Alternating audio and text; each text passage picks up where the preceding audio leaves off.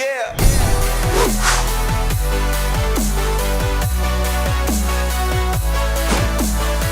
It is officially draft week.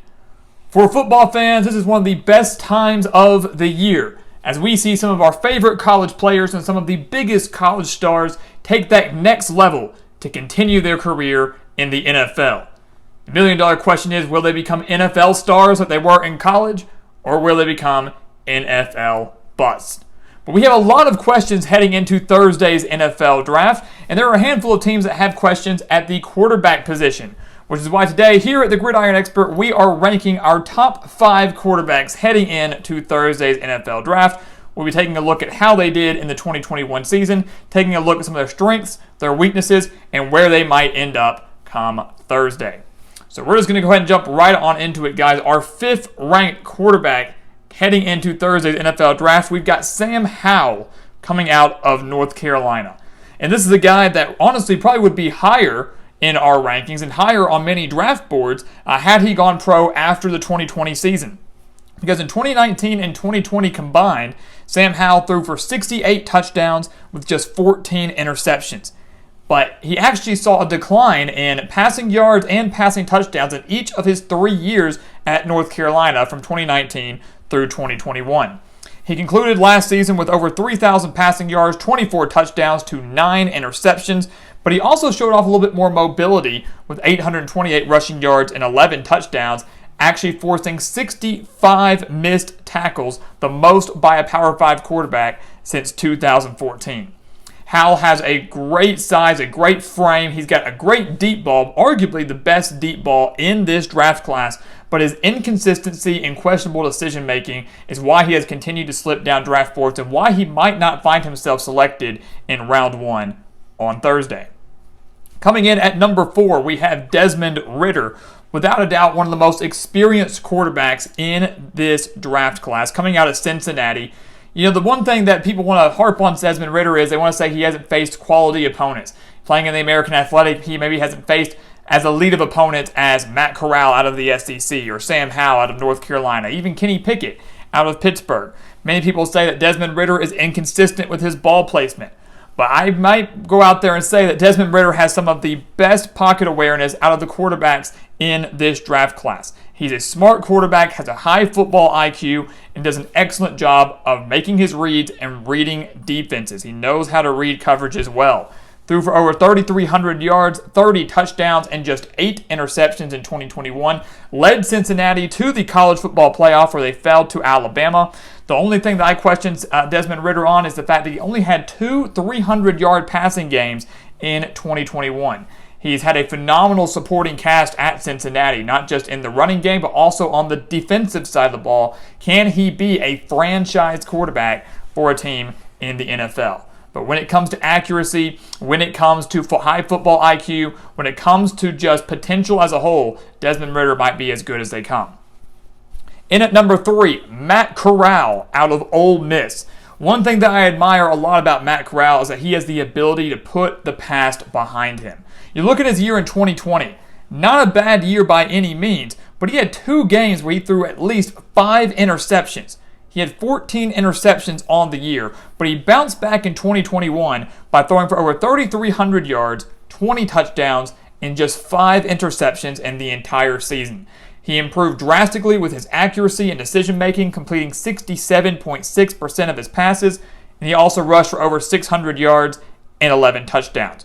Corral has an extremely quick release. He does not hold on to the ball for very long, which is huge in the NFL. He's extremely accurate. We saw that step forward in 2021, and he has shown that he is able to escape the pocket and able to extend plays, and his mobility is something that's going to be crucial here at the next level.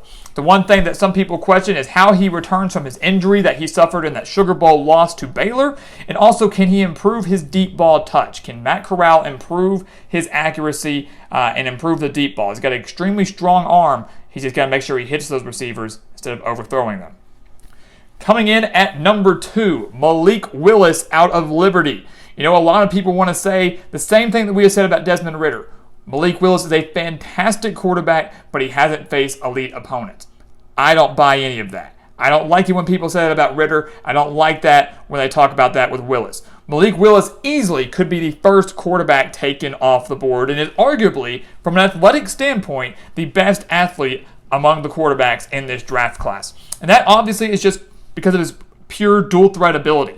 You think Matt Corral's pretty good, you think Sam Howell's pretty good when it comes to running, you haven't seen Malik Willis. He threw for over 2,800 yards, 27 touchdowns, 12 interceptions in 2021, but did rush for nearly 900 yards and 13 touchdowns. And again, that was just his 2021 stats. He's got an extremely strong arm with quite a bit of zip to it. He's got quite a bit of zip to it, can get it out of his hands really quickly, has a lot of force behind it. A lot of people want to harp on his size, saying he's only 6'1". I'm not buying that either. We've seen a handful of quarterbacks where they have small hand sizes, small statures, and they go out to exceed extremely well in the NFL. The biggest thing that Malik Willis needs to work on more than anything is just his accuracy. He's got to work on his touch, but he is a pure athlete. Some people comparing him to Jalen Hurts with the Philadelphia Eagles, and I believe he is going to be NFL ready and could be a franchise starting quarterback within just a few weeks of being in the NFL.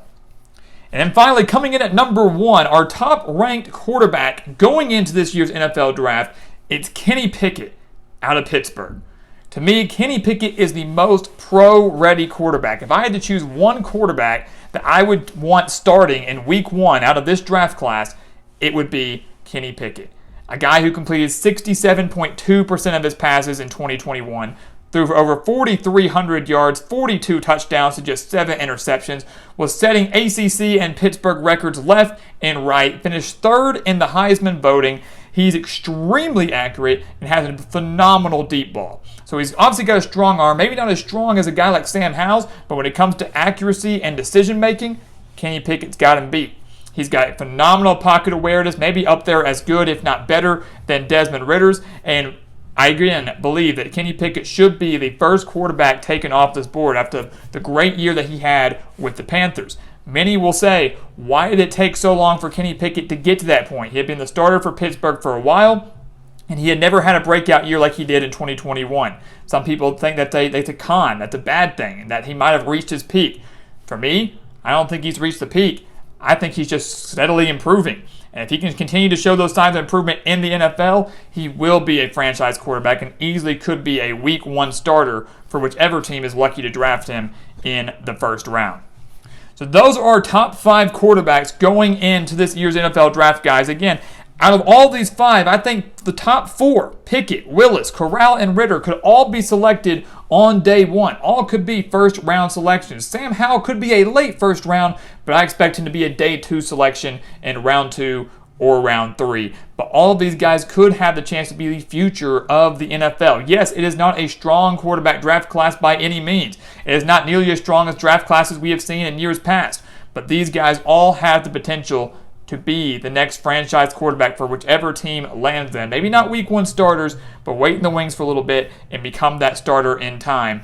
We're just going to have to wait and see how it all pans out on Thursday. But keep your eye on these 5 guys because these are the top quarterbacks as we head in to Thursday.